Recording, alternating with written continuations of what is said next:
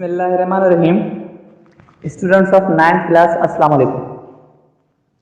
Last time हमने जो discuss किया था वो था कि भाई बायोजेनेसिस और एबायोजेनेसिस। बायोजेनेसिस के हवाले से हमने जो है वो रेडी के कुछ एक्सपेरिमेंट्स डिस्कस किए थे जो बायोजेनेसिस के फेवर में थे कि लाइफ कम्स फ्रॉम लाइफ। अब आगे एक दो एक्सपेरिमेंट्स मजीद हैं इसी टॉपिक पे, यानी बायोजेनेसिस और एबायोजेनेसिस पर। अब एक नेक्स्ट टॉपिक है हमारे पास, जो नेक्स्ट एक्सपेरिमेंट है वो एक साइंटिस्ट का है जिसका नाम है जॉन नीधाम। नीधाम जो है वो एक इंग्लिश साइंटिस्ट था।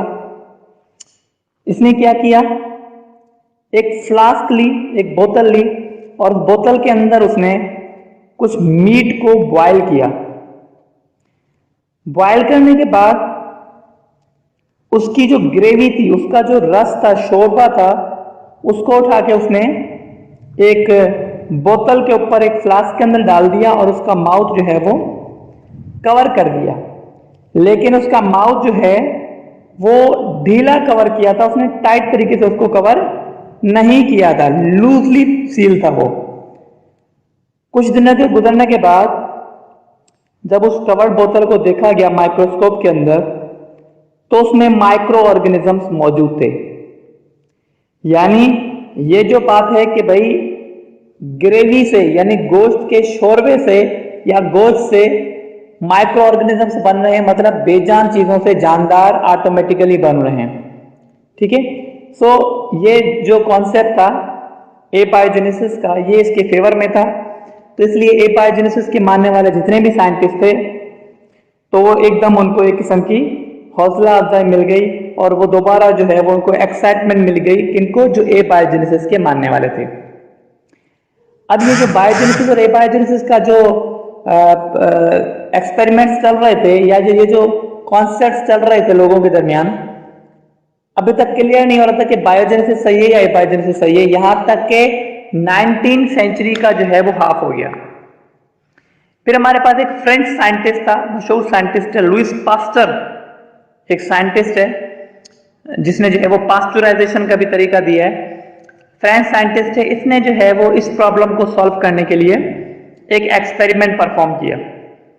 कब परफॉर्म किया? 1864 में। 1864 में इसने अपना एक्सपेरिमेंट परफॉर्म किया साइंटिस्ट के कमीशन के सामने, बायोलॉजिस्ट के सामने।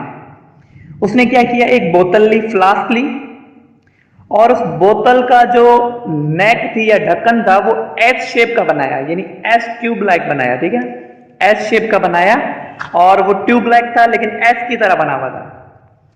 उस फ्लास्क के अंदर उसने एक मिक्सचर बनाया जिसे आप कहते हो फर्मेंटेबल इन्फ्यूजन या फर्मेंटेबल मिक्सचर। उसके अंदर क्या क्या चीजें थी? यीस्ट, खमीरा जो डबल रोटी वगैरह में इस्तेमाल होता है, शुगर और वाटर। ये तीनों चीजें बोतल के अंदर डाल के, ठीक है, उसको जो है वो उसने जो है वो बॉयल किया। बॉयल किया गया, उसके बाद उसको जो है वो रख दिया गया ताकि उसमें से स्टीम जो है वो रिलीज हो, मतलब भाप वगैरह उसमें से बाहर निकले उस नेक में से। फिर उस फ्लास्क को ठंडा होने के लिए भी रख दिया। काफी टाइम गुजरने के बाद, यानी 1 साल गुजरने के बाद भी उसके अंदर कोई भी जानदार पैदा, माइक्रो ऑर्गेनिज्म पैदा नहीं हुआ। काफी टाइम गुजरा लेकिन कोई माइक्रो ऑर्गेनिज्म पैदा नहीं हुआ, क्योंकि जो माइक्रो ऑर्गेनिज्म उस मिक्सचर तक जाना चाह रहे थे तो नेक बनी ही ऐसी हुई थी, एस शेप की बनी हुई थी, तो माइक्रो ऑर्गेनिज्म जाते तो रास्ते में फंस जाते, इसलिए वो उस मिक्सचर तक पहुंच नहीं पाते थे, इसलिए वहां पर जानदार पैदा नहीं हुआ। इसने क्या किया कि इस चीज को साबित करने के लिए लुइस पास्चर ने उस नेक को ब्रोक दिया, मतलब तोड़ दिया। जब तोड़ दिया तो खराब हवा जो है जिसके अंदर माइक्रो ऑर्गेनिजम्स वगैरह डायरेक्टली वो मिक्सचर तक पहुंचे। फिर देखा गया कि 48 घंटों के अंदर उनके अंदर माइक्रो ऑर्गेनिज्म पैदा होना शुरू हो गए।